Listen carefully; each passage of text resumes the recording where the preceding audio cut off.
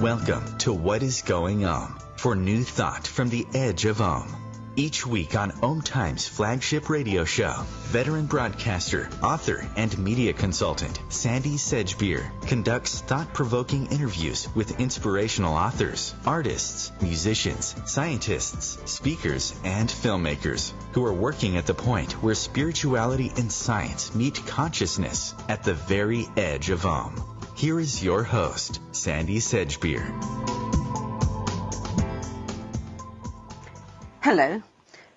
Today's guest is probably best known as the New York Times best-selling author of the Tap-In Solutions series of books, which have helped millions of people across the globe find freedom from mental, physical, and emotional pain, stress, and challenges.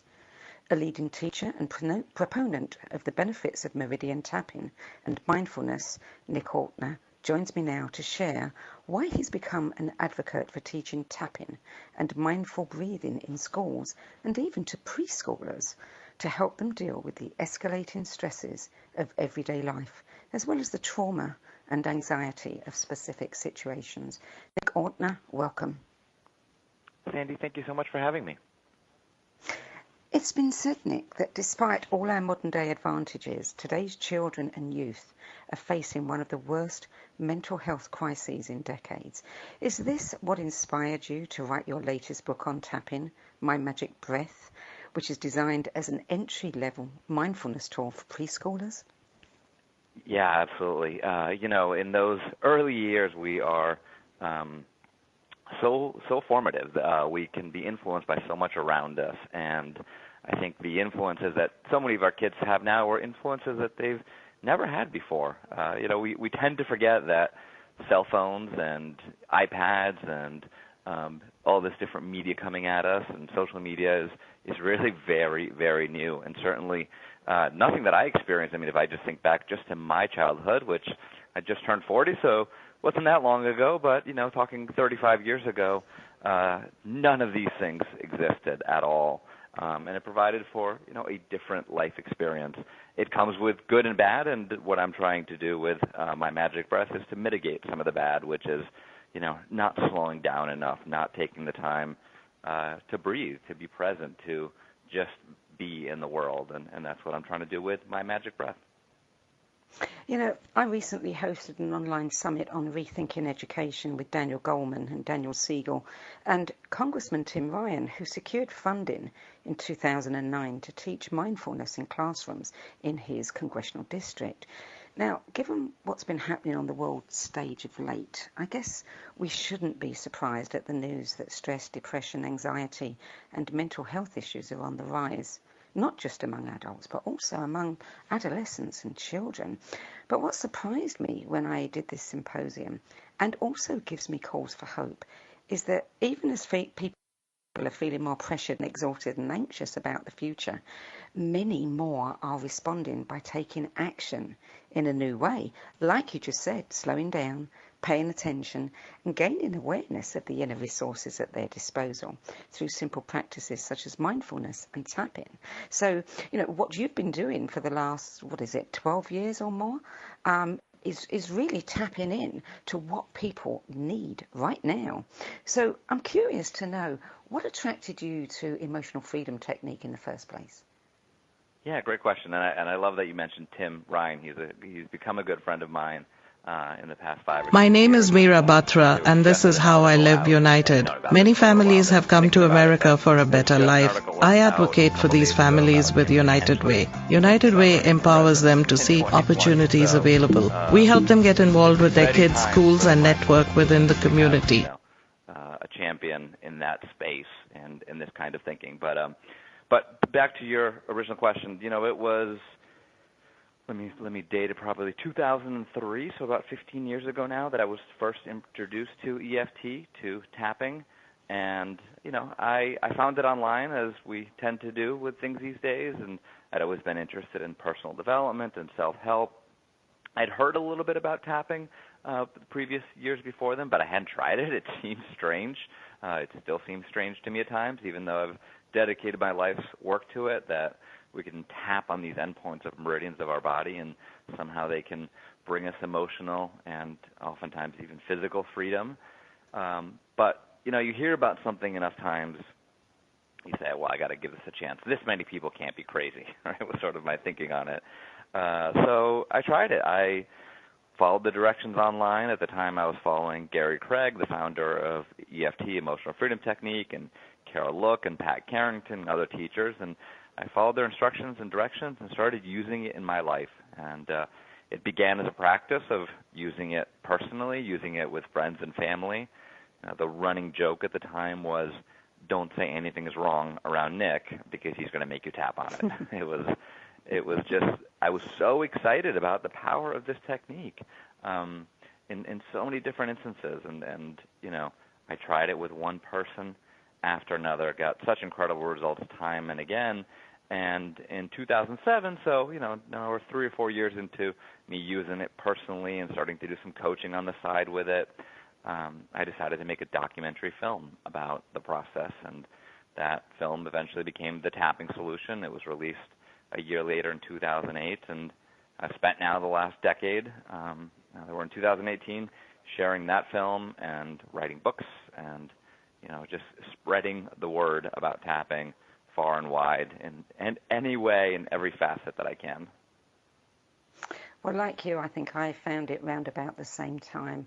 And, I can't imagine that there are many people who don't know about tapping these days, but occasionally I come across a few. So for the benefit of any listeners who don't know, tell us how and where it first originated and how it works.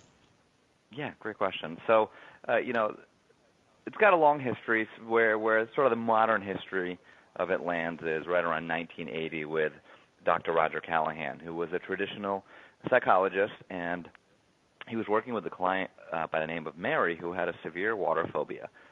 He tried everything with her over the course of about a year and a half, traditional therapies. So, we all know about it. Let's talk about the water phobia.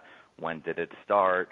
He tried exposure therapy. Let's look at the water and take deep breaths and see what it brings up. And, one psychological technique after another with little to no results. In fact, Mary would get awful migraine headaches from doing the work because it was painful for her to think about it and explore it and be there. And one day they were at his home office and sitting by his pool looking at the water, so doing some basic exposure therapy. And Dr. Callahan had said, well, tell me what you feel when you look at the water. And she said, I feel like I have butterflies in my stomach. And he'd been reading about the Chinese Meridian and acupuncture systems and had read that the stomach meridian ends underneath the eye. So on a whim, on an inspiration, a divine inspiration, whatever it was, he said, try tapping underneath the eye while you look at the water. And she did so, and that phobia cleared. In that moment, in a minute of tapping, her fear, the butterflies were gone from her stomach, her fear vanished. One of those unbelievable tales, which I see happen all the time with tapping. It just repeats itself time and again. But you can imagine Dr. Callahan's shock when that happened, when that worked so profoundly. So he went on to take that knowledge and build upon it, and he developed TFT, thought field therapy, which is still around and still very effective. And thought field therapy has different points and different sequences of tapping for different issues. One of Dr. Callahan's students, Gary Craig, studied under him and said, this is a little confusing to do different stuff for everything, so why don't we do all the points at the same time, simplify the process, and share it with the world. And that's what Gary Craig did. So he developed emotional freedom techniques, which is the basic process that I've been using the last 15 years, where we do the same tapping sequence for whatever issue we're dealing with. And what the latest research is showing, beyond the meridians and the acupuncture system, where research is catching up on what ancient cultures have known for thousands of years, but some of the latest research, especially when it comes to the brain and the meridian system and tapping, shows that when we tap on these endpoints of meridians, we send a calming signal to the amygdala in the brain. And a lot of our listeners will know that the amygdala is a fight or flight response center. It's the stress center in the brain. So you're anxious, you're angry, you're overwhelmed, you're stressed. It's that amygdala that's firing. And when we do the tapping, we send that calming signal, in essence, rewiring the brain, turning off that alarm system that is firing. And that's why it works so effectively on so many aspects of our lives, because so many of them, in the way we began our conversation, are related to the stress, the anxiety, the overwhelm, the pace of modern life. And tapping in itself is a very mindful practice, isn't it?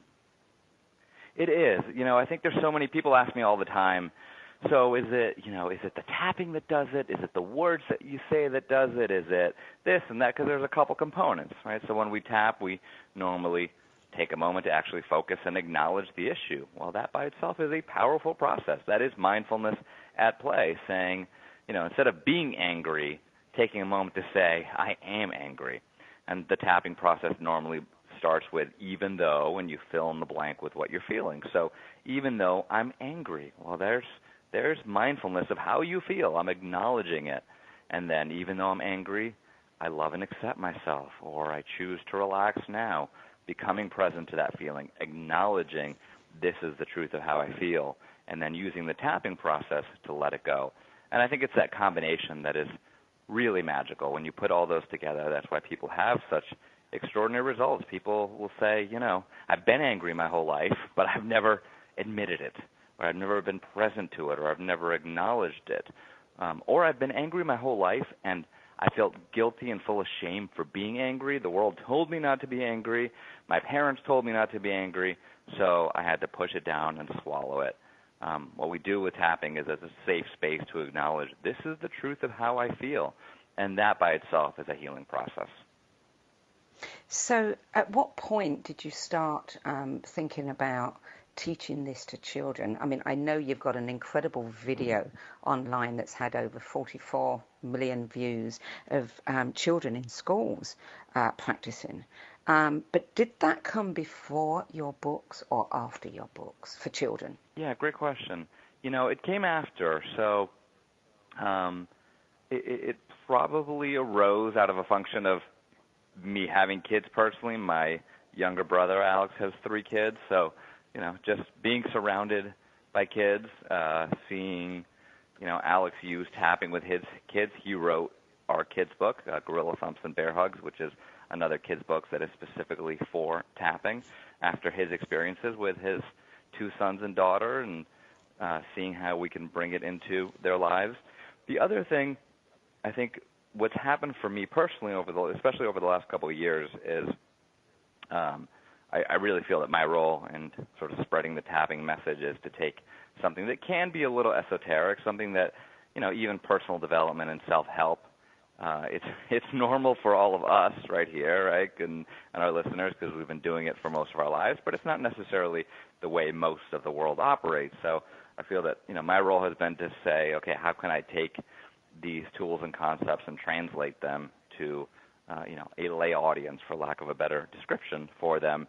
And as that has evolved in the last couple of years, that's made it easier to get it into schools, to do it with kids. It certainly takes some adjustment, and I think that's one of the other things that I've been working hard on the last couple of years, and saying, okay, what can we do with children? And working with teachers in schools. In the past, I feel like sometimes the approach would be, well, this is the process, so this is the process that you do with the kids. And yes, we need to explore the trauma that the kids may be facing at home and their deeper psychological issues. But then I would have teachers coming to me and saying, look, I got 5 minutes. The space that I have to do anything outside of the curriculum is 5 minutes. And that's where, we started working on, okay, what can we do that is at least a step in the right direction, that isn't going to fix every problem on the planet. It's not going to fix every problem these kids have, but it begins to open a door. And, that same kind of thinking applies to my latest book, which isn't about tapping, which you mentioned earlier, My Magic Breath. It's simple. It's directed. It's a couple breaths likely taken at night or in the morning, start of a classroom. It's opening a door. Those couple breaths aren't going to be the answer to, a 7-year-old child's deeper psychological issues, but they could be that step in that direction. So that's a long answer for the evolution into this work with parents and kids. I tried to teach my granddaughter probably 3 or 4 years ago when she was about 6 how to do tapping. She wasn't in the least interested. She's coming up to 10 now, and I'm inspired by your work, to teach, to have another go. And I think I'll show her the video. But how do you get the children to be interested even in being mindful, in thinking about their breath, and in, practicing the tapping? Yeah. Well, I know it's a self-serving answer, but the books are created for that reason exactly. Because they're a passive, it's tough for a parent to say, let's do this, let me teach you this. It's so much easier to say, let's read a story, right? Let's read a story, let's read about these kids and the challenges that they had, and look at all these, Gorilla Thumps and Bear Hugs has all the points. My brother geniusly developed all the points into animals. So, you have the lion cry point and the dragon fire point and the wolf's chin point. I've actually found adults tell me that they remember the points better now because they have the animals. So it's not just for kids.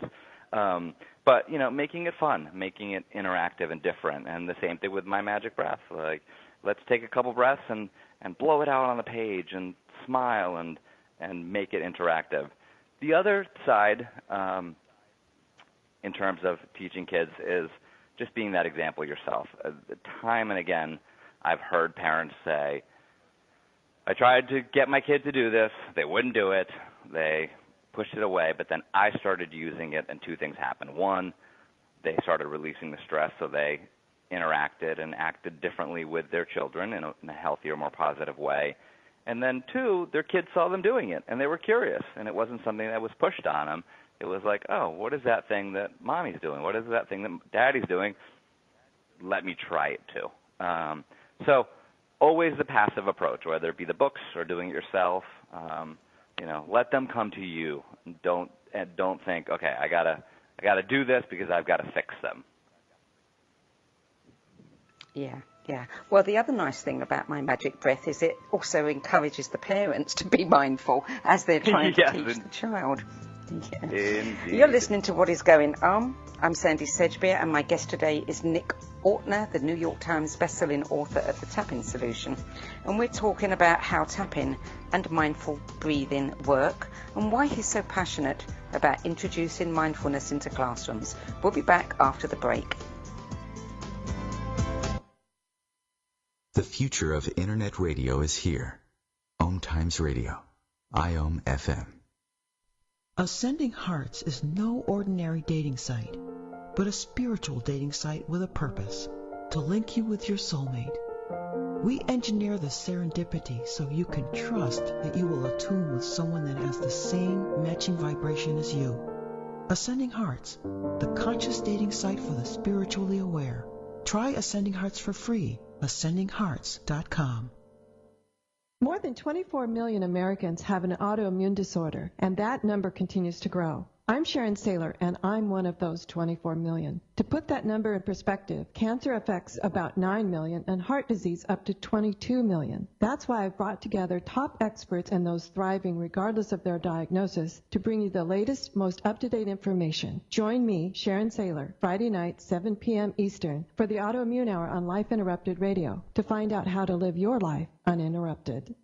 My name is Meera Batra, and this is How I Live United. Many families have come to America for a better life. I advocate for these families with United Way. United Way empowers them to see opportunities available. We help them get involved with their kids, schools, and network within the community. My name is Meera Batra. I help families see opportunity and succeed. I don't just wear the shirt, I live it. Give, advocate, volunteer. Live United. Go to liveunited.org. Brought to you by United Way and the Ad Council.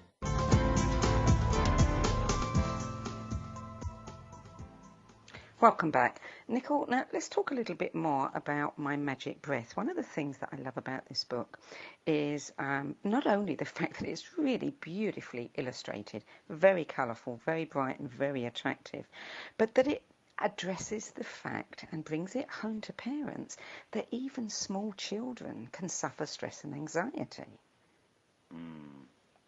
Yeah, I mean, that is such a big component. I think as adults we tend to go, and I understand the instinct to go, well, look, what could kids possibly be stressed out about, right? Like, people, they get fed, they don't have anything to do. If they're young enough, they don't really have homework or, pressure for grades in schools, and they don't have to hold down a job, and, on and on. So we go, just our instinct is that there isn't that stress that we recognize as stress. But the reality is that they are navigating life just like we are, and they're navigating, things that, sadly a lot of adults haven't mastered, but it's brand new to kids. Emotions, how to regulate emotions, how to interact with people, how to get what you want in the world and get what push away what you don't want in the world. So the kids are absolutely stressed. And then the other component, and, I think it's important when parents recognize this not to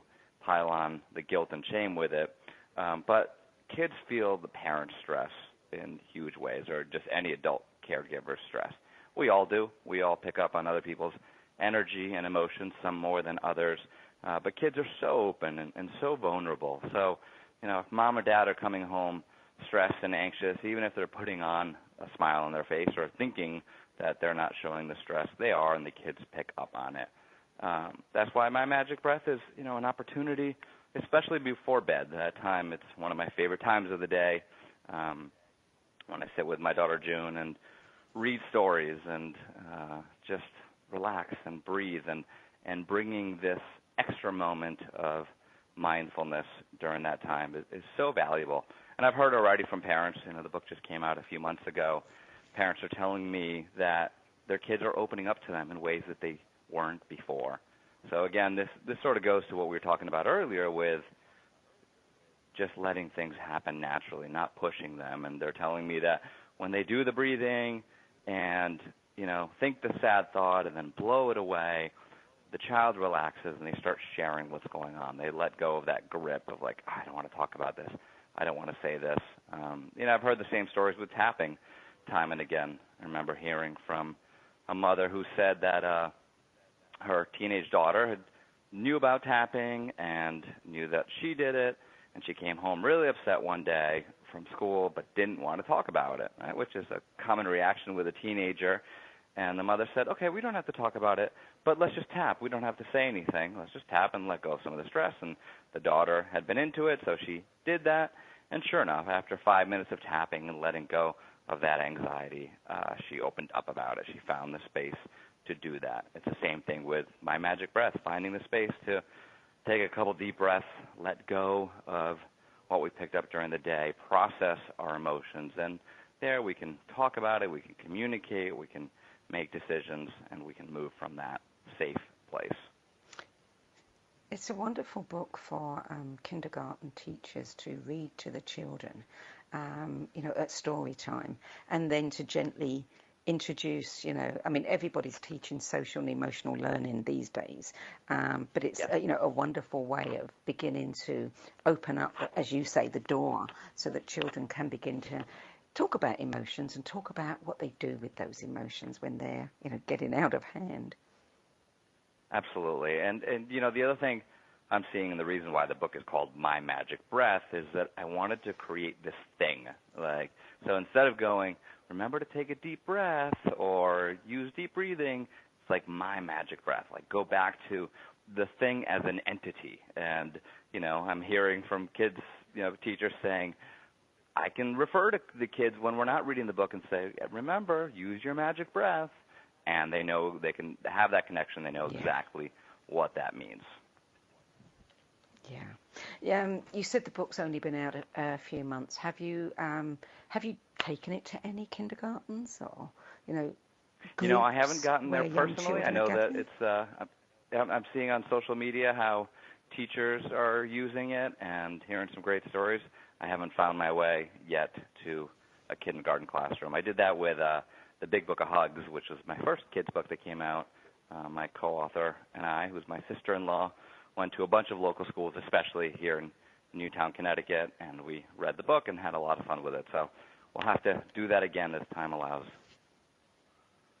Now, you've gone on record as saying that your life's work is to help fellow seekers, those searching for a better life and those looking to create a better world, in finding paths to self-healing and self-realization. What is it that inspires you and keeps you going? Oh, I see the potential in simple practices, because if we look at tapping and if we look at mindfulness and breathing, they're not complicated practices. They're not ones that require decades of study to gain results from. And there's nothing wrong with ones that require decades of study, but they're unlikely to be able to make a difference in the population at large. As I said earlier, I'm inspired by finding ways to communicate this message and these concepts and ideas to the world at large. I think the communication is everything. I think that is the component that is missing, right? These practices have existed. They're out there. They're available. The question is, how do we get people to use them? How do we, in essence, market self-help to them, market mindfulness to them? I mean, it sounds funny, but we've got to do a better job of marketing mindfulness. I've said for a long time that I root for people in the self-help world and personal development world to make $1 billion, because if they did, they could run a Super Bowl commercial and be right next to that pharmaceutical ad or right next to that ad for beer or whatever other product we don't need in our lives. So I'm driven by the opportunity to share that message, and I'm especially excited in the time and the place we live in now that so many more people are coming online. We tend to lose track of it, especially if we're in the United States or, parts of the more developed world. We lose track of the fact that many people still don't have access to these resources in any shape or form, but that's changing quickly. People are getting smartphones in some of the poorest parts of the world, and yes, for all the ills that can bring with social media and all the challenges we face, it also has the opportunity to bring so much good for people, to connect them to the rest of the world, to share these resources. One of the things that really the thing that I'm spending the majority of my time right now over the next couple of months and hopefully the next couple of years is developing an app for the tapping solution that should probably be ready in a couple of months, so late fall. And I'm passionate about the app because, again, I think it's just a delivery vehicle for people to use the tapping, to use other techniques when they need it, when they are facing that challenge. And what I love about tapping, where my work goes to more with tapping, where it goes more with this breathing and mindfulness, is what are the small interventions that we can make on a daily basis? What are the little changes that we can make to relieve some of the anger, to relieve some of the stress? There's certainly, practitioners and experts out in the world that are extremely qualified at doing the deeper work when it comes to trauma, when it comes to healing the self, and work that I think is so valuable and so important, and I study their work and explore it and admire it. My role is to say, how do I help someone relieve a little bit of the burden that they're carrying around to, as I said earlier, then open the door for that deeper work. I think all too often we try to jump in too quickly and make change that's too radical. So I like to just provide people a little bit of stress relief, and that's what gets me excited every single day. Well, what excites me about your work is the children. I have been astonished by some of the statistics that I've read. 10 million American children are annual victims of domestic violence. 25% of all students are reporting bullying. 3 million adolescents aged 12 to 17 have had at least one major depressive episode in the past year. And suicide is the second leading cause of death for ages 15 to 34. Now, as you well know, and I do want to talk about your work with your foundation, because I know that you are deeply involved also with the Jessie Lewis Choose Love Foundation. And you could tell us a little bit about that and how it came, to be founded, and a bit about Scarlett Lewis, the mother of Jessie Lewis, because I think what you're doing there, some people could dismiss some of this as trivial. It is not trivial. Our children need help and they need resources. And what you're doing is offering them one very quick, instant, and provable solution to some of their problems. Yeah, 100%. So Scarlett, I met Scarlett shortly after the Sandy Hook school shootings in Newtown, Connecticut. So Newtown is where I'm speaking to you from right now. It's where I live. I lived here for the last 7 years now. I grew up in the town next to here, Brookfield. I went to Brookfield High School. We played soccer against Newtown. You know, this has been my community for the majority of my life since I was 7 years old when I moved to Brookfield. The Sandy Hook school shooting took place 10 minutes from my house. I could drive to that location in 10 minutes. It is very close, and as the rest of the world watched it and was shocked and grieved by the horrible tragedy that was, I grieved with them, and it became even more powerful when it's in your hometown. I mean, it was a shock, right? They always say, well, you'd never think it would happen here. And I'm sure people have seen the pictures and read the stories about Sandy Hook and about Newtown, and it's as it's described. I mean, it is what I would have considered one of the safest places in the world. People treat each other well, and the towns are beautiful, and it's Connecticut landscapes, and really idyllic in those places. Now, obviously, with its issues, as any town would have, but not the kind of horror and tragedy that was that day. So, in the couple days of shock after the shooting happened, my first instinct was obviously, I know that tapping works extraordinarily well with trauma and PTSD, and here I am, and I've got to do something. So my brother, sister, and I, who all work on the Tapping Solution together, we formed the Tapping Solution Foundation for that purpose, to help this community and other communities. We've been doing work helping Rwandan genocide survivors in Africa, and some children with cancer in Mexico, and veterans with PTSD. The business itself had been supporting those causes, but we formed the foundation to take that work to the next level. Put out an email to our list to say, we're doing this, we're available, we're here in town, looking for volunteers, looking for monetary support, seeing what we can do. And it was probably 5 days or so after the shooting, 4 or 5. I think it was a Tuesday evening. I remember it was a dark, rainy night, and we went over to Scarlett Lewis's house, Dr. Lori Layden and I, we had worked together on the work in Africa. Well, she led the work in Africa, and I had supported it. Went over to her house, and she had lost her son, Jesse, just a few days earlier. We sat, we talked, we cried. She was a big Louise Hay fan and Wayne Dyer fan, who's my publisher, Hay House, and they were friends, so we connected on that level, and we did some tapping together. I showed her the technique and, explained that this isn't a technique that's going to erase the sadness and the grief and the loss of your son, which, nothing can ever do, but it can help with the anxiety, and it can help with the trauma, and it can help lighten some of the other burdens in life that make, that challenge even more unbearable. We did some tapping. She had good relief from it. Her son, JT, was also there in the room. He was 13 at the time, 12 or 13, just lost his brother.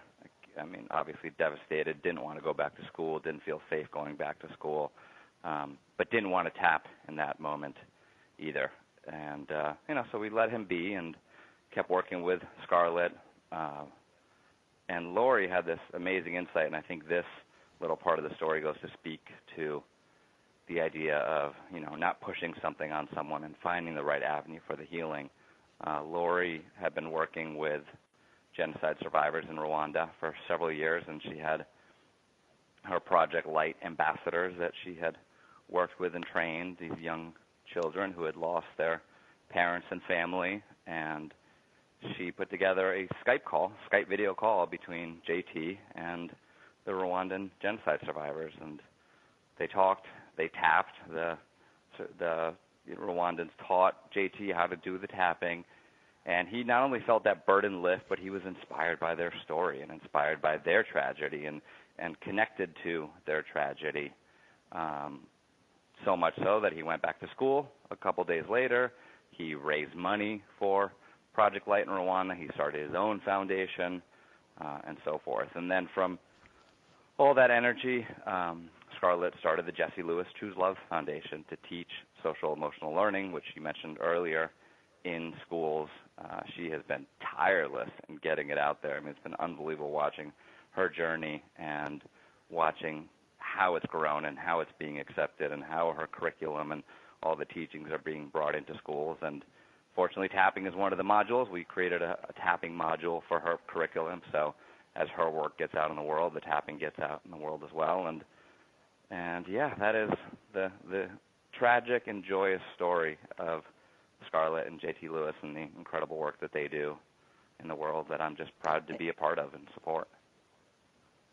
It must give you enormous satisfaction. I mean, I interviewed Scarlett for the Rethinking Education Symposium, and her story, I've interviewed thousands of people over the years, her story was probably the most profound, moving, powerful, awe-inspiring in every sense of the word story that I've ever heard. And what she's done out of tragedy, what she's created, but to know that you've contributed to that, I mean, it just, and, as I said earlier, let's not forget what happens if our kids do not get the help they need. We get situations like Sandy Hook and others that have occurred since. And so it really is critical to get them as young as possible. 100%. I agree. I've had the pleasure of spending time with Scarlett often and since we've met, and it's very easy to talk about forgiveness and to talk about these things, and I've heard people talk about them where you sort of sense that they're trying, but it's not fully there.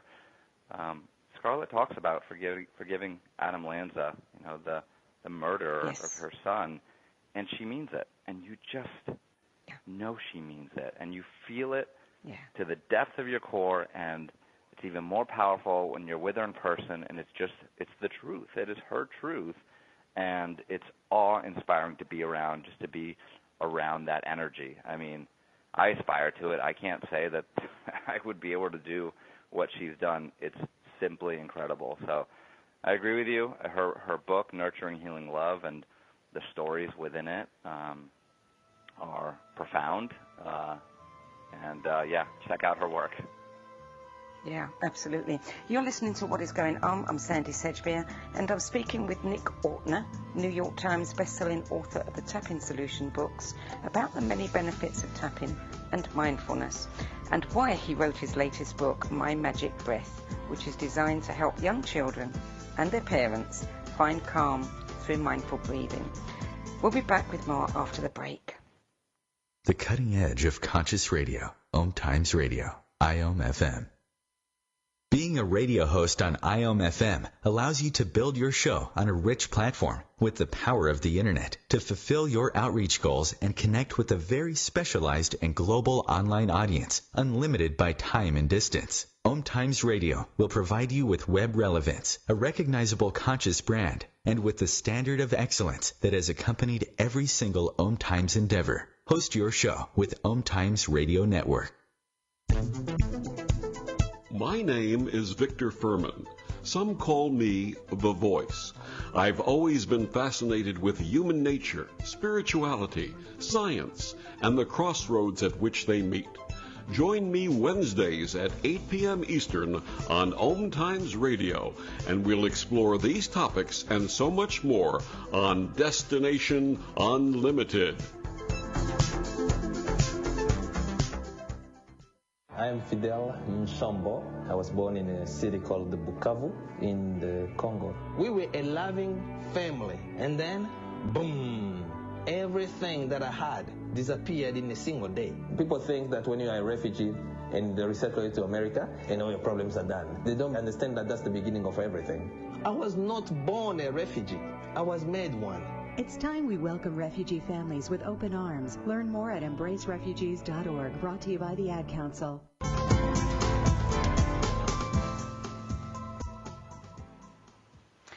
Welcome back. Nick Ortner, looking around your site and especially on the our team page, it looks as though you've created a wonderful family business with many members of your family involved very deeply in what you're doing. Tell us a little bit about how you created that family business. Yeah, people, it has grown and grown. So it started in 2007 when I decided to make the film. It was my sister and I and my best friend Nick Polizzi who set out to do it. So it was the two of us, family members and a friend, and we put the film out there. We created it in a year and released it, and then about 6 months after its release, my brother Alex came on board, and he started working with us. And then maybe another 6 months later, my dad came on board, and he started working with us. And it took a little while, but about a year and a half ago now, my mom came on board. She retired from her work as a school psychologist in the local town, and she came on board. So there are 5 immediate family members, and all of them work for the tapping solution. And, people always wonder how that goes, but it works out really well. Everyone is so talented, and, especially the dynamic with my brother and sister. My sister Jessica is the host of all of the Tapping World Summits. She's a NYTimes bestseller in her own right. My brother wrote the kids' book, as I mentioned earlier. So, everyone's pitched in and really followed their talents and their passion to make the whole business as a whole succeed. So it's a lot of fun, and I'm grateful for my family members and all their hard work. Isn't it astonishing? You were surfing the internet one day, you came across tapping, and now suddenly this whole world opens up, and all these people that you're now in touch with and involved with. I just love how that works. It's not just synchronicity. I think it's really meant to be. Yeah, I agree. I mean, I honestly, it feels like a fairy tale what I get to do and how the doors have opened every step in the way. Doesn't mean I haven't worked hard and haven't been persistent and haven't been challenges on it. But yeah, it is beyond synchronicity. I can't imagine anything else happening, and I really think that we're just getting started. You mentioned that a lot of people know about tapping now, and I think that's the case, and I want to take it even further, especially to the people who are usually not aware of these kinds of techniques. One of the things that I've recognized the last couple of years is, we really need more rigorous scientific research to take all this work to the next level, and it's something that has never been my instinct, because my instinct is, well, it works. Why don't you just try it, and you'll see that it works, and then you'll use it. It's like, it's simple to me. But especially when it comes to institutions, when it comes to, veterans administrations and hospitals and schools, that's when we need the research, because for good reason, they have to have standards, and can't just let every crazy idea come through the door. So there's got to be something that proves that this is effective and useful. And that's where a lot of energy is going now. That's where a lot of progress is going now. That's where I'm really excited about the app, because it'll give us the ability to deliver this content to people around the world, and to also be able to conduct research studies and get data and say, hey, let's put 1,000 people through an anxiety program or protocol or series and get that data fed right back into the app, which is something that is much harder to do without that process. So I'm excited. I think we're just getting started, and yeah, it's been a fun ride. I can definitely see a case for hospitals. I have a friend who started a Reiki core in San Diego, and they've been going into Sharp Memorial Hospital for a number of years now, working with oncology patients. And the hospital is so impressed with the way that it's helping patients. And if this became a matter of course, the minute someone is admitted to hospital, here's your tapping sheet. The possibilities are endless. Well, and that's why, not to keep going on the app, but it's my passionate thing right now that they can say, pull out your phone, or here's the tablet that's in the hospital, and we're going to take you through the sequence. I mean, the bottom line on tapping is that it's so simple to learn, and the basic concepts stay the same as we use them for all sorts of different things. You could read my first book, The Tapping Solution, and really that's all you need to go a long way with tapping. But people often get stuck, and they want to have an answer for their particular challenge, which means, grab the app, and there's a pre-surgery. Here's what you do to release the fear, the anxiety, the negative thinking around the surgery, and to allow the body to relax and heal. And that by itself, you ask any surgeon or medical doctor, and you say, hey, if we release the stress and the fear before surgery, would outcomes be better? And they'd say, of course they'd be better. Less stress in the body's going to heal more quickly, and results are going to be better. So they acknowledge that to be the case. We don't always have good answers as to how to get there, which is where things like Reiki and tapping and mindfulness and meditation can, if delivered in the right way, get us to that spot. And I think for people to understand that you can use tapping on anything, whether it's psychological, emotional, physical, just anything. Yeah, just anything. The physical, my second book was The Tapping Solution for Pain Relief, because I had been astonished time and again by the results that people got with pain relief. When I speak on stage, I've done probably 20 to 30 talks for Hay House, my publisher, and there's anywhere between 1,000 and 5,000 people in the audience. And I pick random people out of the audience, say, who's in pain, come on up to the stage. People I've never met before, no idea what kind of pain they're in, no idea what challenge they have. And time and again, doing tapping for 10, 15, max 20 minutes, and the pain either goes down significantly or is eradicated completely. I remember being in Australia, similar case, but just crazy. There was a young girl, she must have been in her late teens, early 20s, who had lost her voice, couldn't speak, but not like hoarse, sick lost her voice. It was like locked up. She could not speak. And she had gone to doctors and done this and done that and couldn't speak.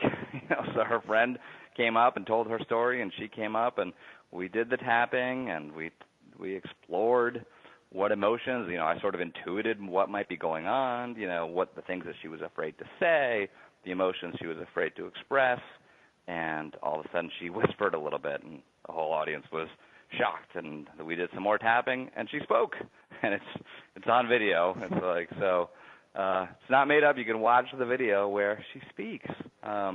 She unlocked whatever was going on within her, whatever emotional trauma or pain. She gave a voice to it, literally, and her voice came back. So, time again, I'm impressed by the miracles of it. I think at times people think it's too good to be true. You hear stories like that, and you say, how is that possible?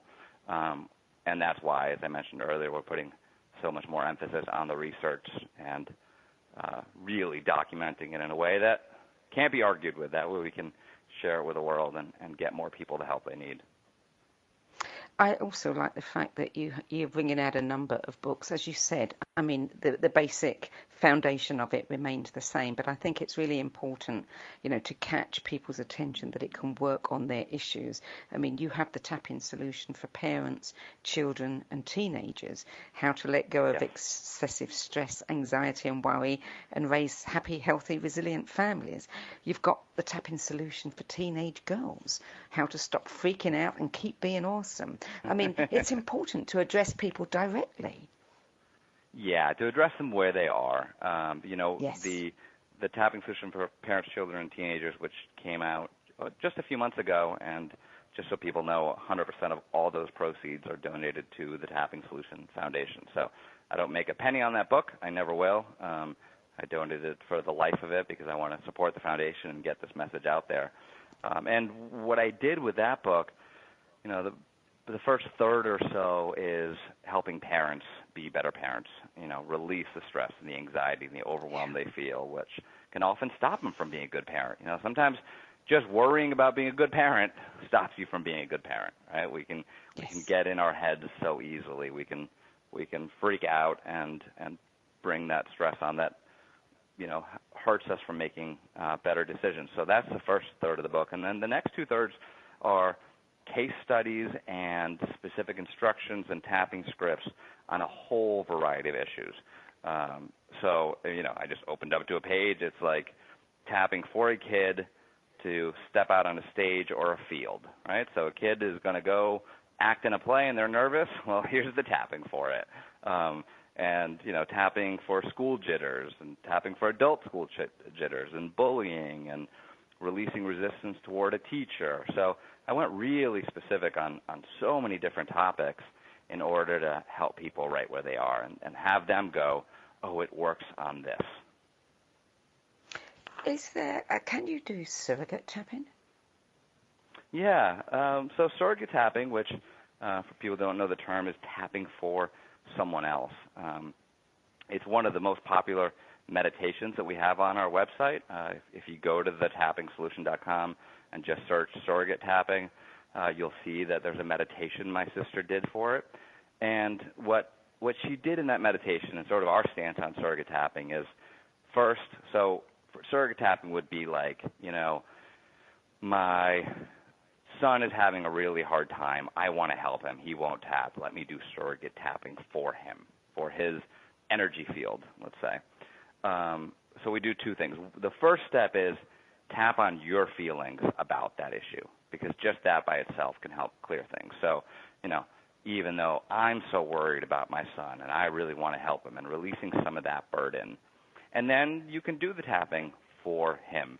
I've seen miracles happen with that surrogate tapping. I can't say definitively or specifically, how it's working. Are we affecting the consciousness in the field of that other individual? I don't know, but I've heard incredible stories. I've heard teachers who say that when they do surrogate tapping in the morning before they go to school, and when they forget to do it, their kids act totally differently. It's just like night and day, their behavior on it. So I think we're just getting started knowing and understanding the power that we have to affect each other in the world. And yeah, surrogate tapping is one of the ways to do so. Well, it's got to be quantum entanglement, I think. If we accept that, and, quantum science tells us that it's real, then we have to accept that we are all connected, so why not? Yeah. Why? I mean, look, whenever we look at these more esoteric concepts and people say, oh, I don't know about this or that, I say I still have a hard time. Well, not a hard time. I cannot for the life of me understand how my cell phone can pick up data from all over the world, how someone could call and all of a sudden knows to go right to my cell phone and not to my wife's cell phone or my friend's cell phone.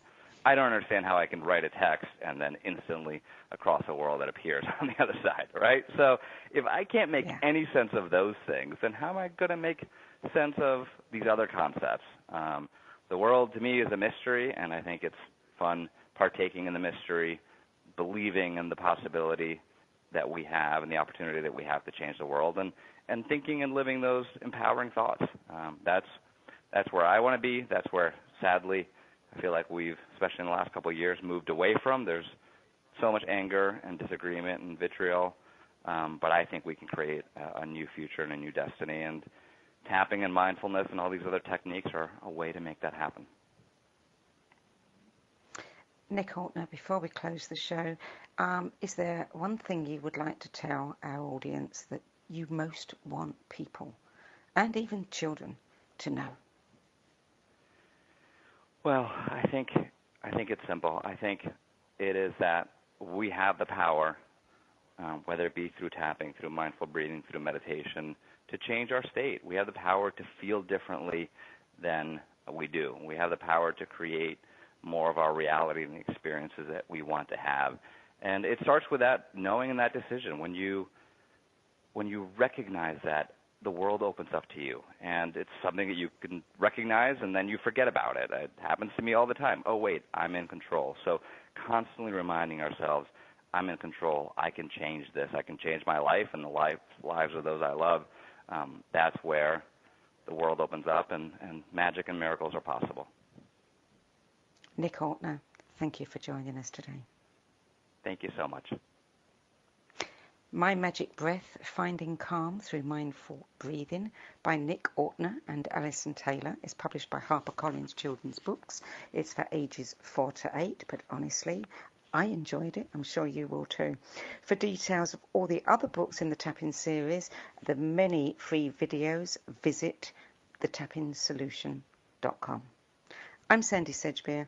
Thanks for joining me today, and I look forward to being with you at the same time next week. Till then, it's goodbye from me.